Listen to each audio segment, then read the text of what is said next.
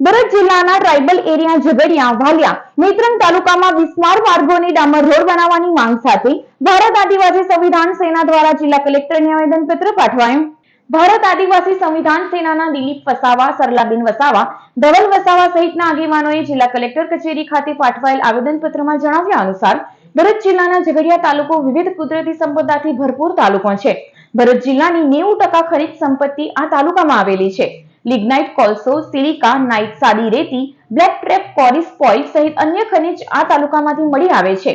આ ખનિજો હાઈવા ટ્રક મારફતે અન્ય વિસ્તારોમાં જાય છે। વજનદાર વાહનો પસાર થવાને કારણે ટ્રાઇબલ વિસ્તારના મોટાભાગના માર્ગો બિસ્માર બન્યા છે।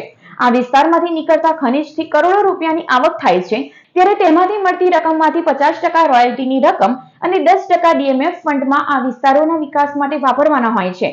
છતાં સરકાર દ્વારા આદિવાસી વિસ્તાર પ્રત્યે ઉદાસીન વલણના કારણે આજ દિન સુધી 10% બીએફએમ પણ કે 50% રોયલ્ટીની રકમ આ વિસ્તારના પાકા ડામર રસ્તાઓ કે બીજા વિકાસના કામોમાં વાપરવામાં આવતા નથી, જેના પગલે આ વિસ્તારનો વિકાસ રૂંધાયો છે અને માર્ગો બિસ્માર હોવાના કારણે ગ્રામજનો હાલાકી ભોગવી રહ્યા છે। ત્યારે બિસ્માર માર્ગોનો વહેલી તકે સમારકામ કરાવવાની માંગ કરવામાં આવી છે। આજે જે કલેક્ટર સાહેબને આવેદનપત્ર આપવા આવ્યા છીએ, તો જે અમારો ટ્રાઇબલ વિસ્તાર છે, આજે વાલિયા, ઝઘડિયા કે નેત્રંગ, આજે જુઓ અંકલેશ્વર, વાલિયા, નેત્રંગ રોડ એટલો બધો ખરાબ ને હાલત છે ને નેત્રંગથી રાજપાડી રોડ જુઓ, આજે ધારોલીથી રાજપાડી જુઓ, અંદરના ગામોના ઇન્ટિરિયર ગામો જુઓ, આજે જે બી રોડો વર્ષોથી બન્યા નથી, તો અહીંની જે પ્રજા છે ને આદિવાસીઓની ગ્રાન્ટ અલગથી આવે છે। આજે આદિવાસીઓ માટે 21,000થી બી વધારે ગ્રાન્ટો આવે છે।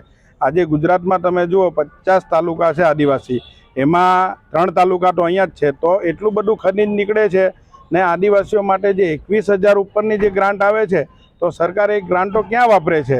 તો આજ દિન સુધી રસ્તાઓ નથી થતા, અહીંના લોકોને કેટલી હાલાકી, તો એમને જે હાલાકી પડે છે અને જે અકસ્માતથી મૃત્યુ થાય છે, તો એ ઘણા મૃત્યુ લોકો 2 મોત મરે છે, તો આ સરકારને કેમ દેખાતું નથી આ બધી વસ્તુ? તો એટલા માટે અમને આ સરકારને કહેવા માટે કલેક્ટર દ્વારા આવેદનપત્ર અમે આપવા માટે આવ્યા છીએ।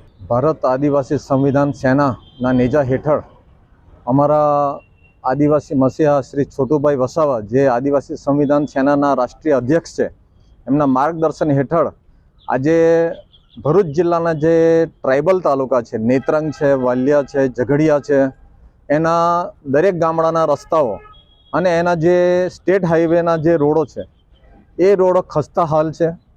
એનાથી આ જિલ્લાની અને આ જે તાલુકાઓ છે, 3 તાલુકાઓની આદિવાસી અને પછાત એરિયાની જનતાને ખૂબ તકલીફ અને મહામારી પડે છે।